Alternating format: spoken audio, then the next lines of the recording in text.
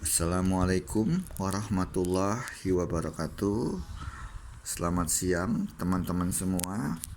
Bertemu lagi di mata kuliah Bahasa Indonesia, di mana di dalam mata kuliah Bahasa Indonesia kita kali ini kita akan membahas salah satu materi yang menarik, yaitu mengenai ejaan. Baik, izinkan saya share screen terlebih dahulu.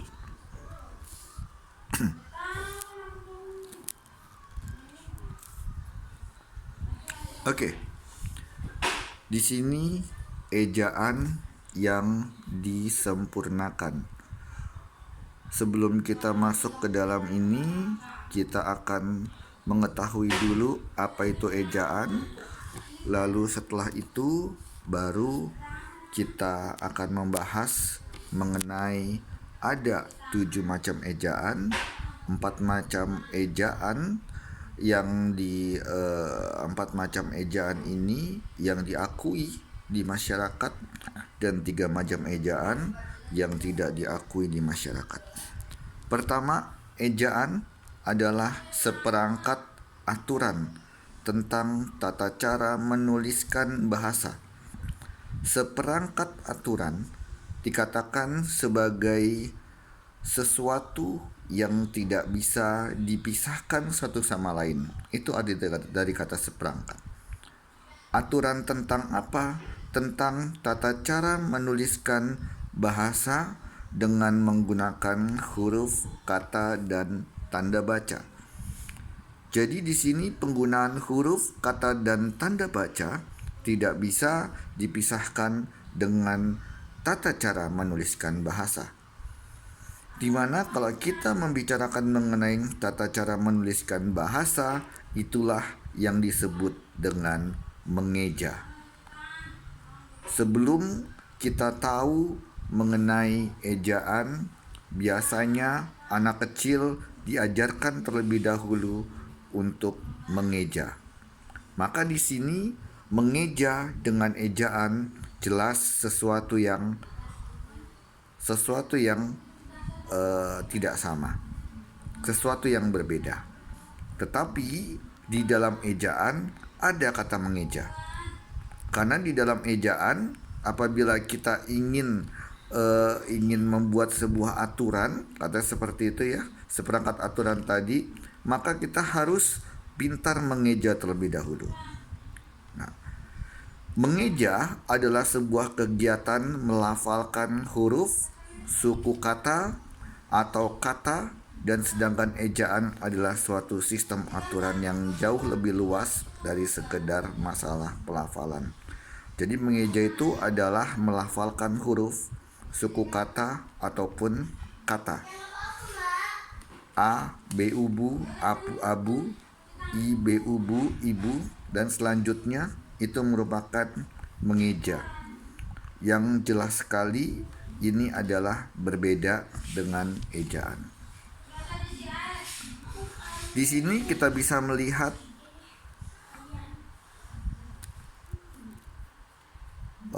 ini sedikit mengenai ejaan ya. Dan di sini setelah itu kita akan melihat macam-macam ejaan.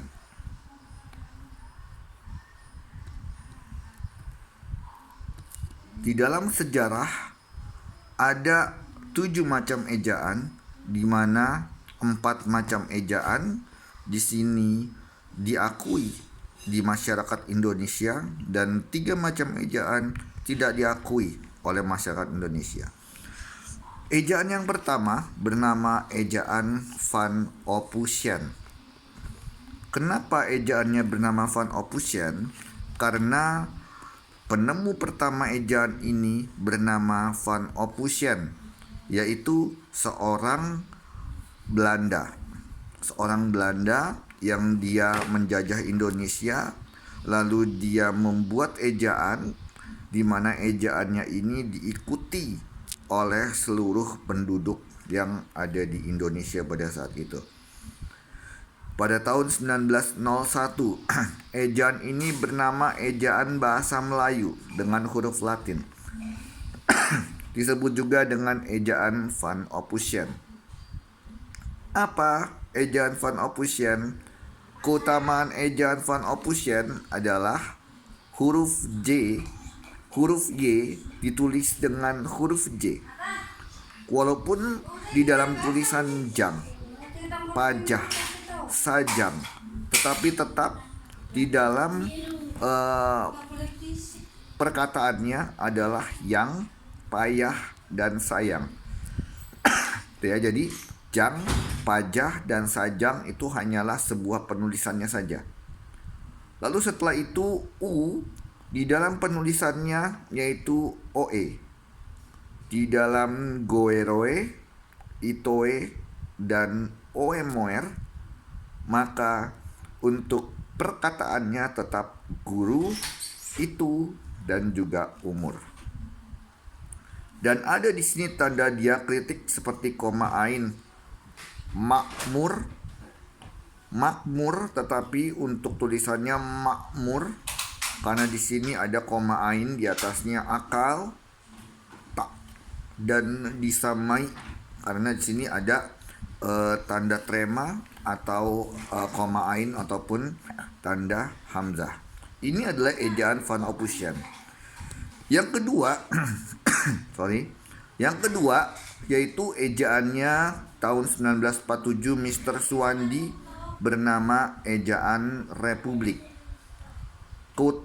Yang menjadi pembeda di dalam ejaan Suwandi, huruf OE diganti dengan huruf U. Yang tadinya goeroe menjadi guru, oemoer menjadi umur, itoe menjadi itu. Bunyi hamzah dan bunyi sentak atau koma ain tadi ditulis dengan K, seperti pada tak, pak, maklum, dan rakjab.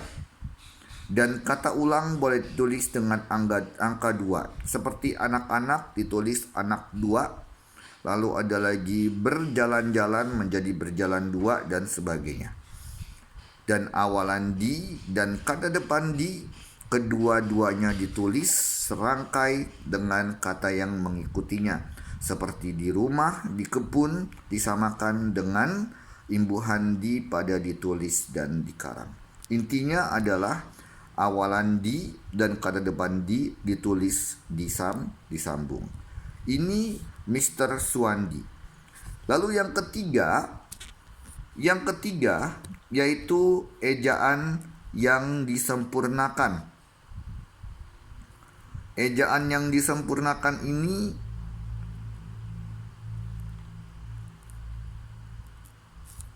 pada 16 Agustus 1972 Presiden Republik Indonesia meresmikan ejaan baru yang lebih dikenal dengan pedoman Ejaan Bahasa Indonesia yang Disempurnakan atau disingkat EYD, ejaan yang disempurnakan.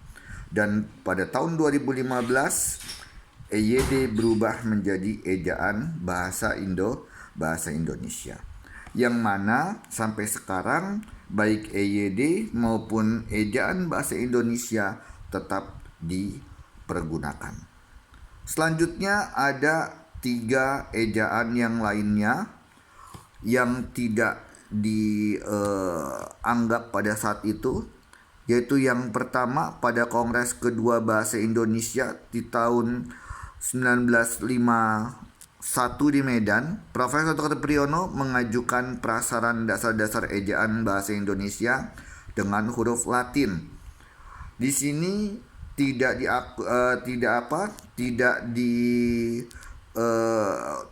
berhasil untuk diadakan ejaan tersebut karena apa? Terbentur biaya yang besar untuk perombakan mesin tik yang telah ada di Indonesia.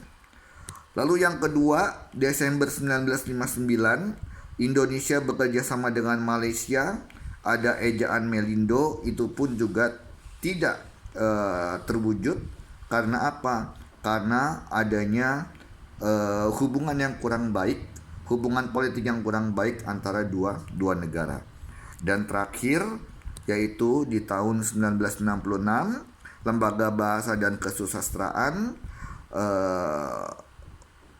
tidak berhasil menyusun ejaan baru bahasa Indonesia karena ada banyak pertentangan dari berbagai pihak sehingga gagal diberlakukan. Kira-kira teman-teman, inilah pembahasan kita di dalam materi kita kali ini mengenai ejaan, baik ejaan bahasa Indonesia, ejaan yang disempurnakan, lalu ada lagi ejaan Van Ophusen, dan juga yang kedua yaitu tadi mengenai ejaan Mr. Suwandi, dan ada 3 ejaan yang lainnya yang gagal diberlakukan. Terima kasih atas waktunya. Sampai ketemu lagi di pertemuan berikutnya. Akhir kata, assalamualaikum warahmatullahi wabarakatuh, dan juga selamat siang. Terima kasih.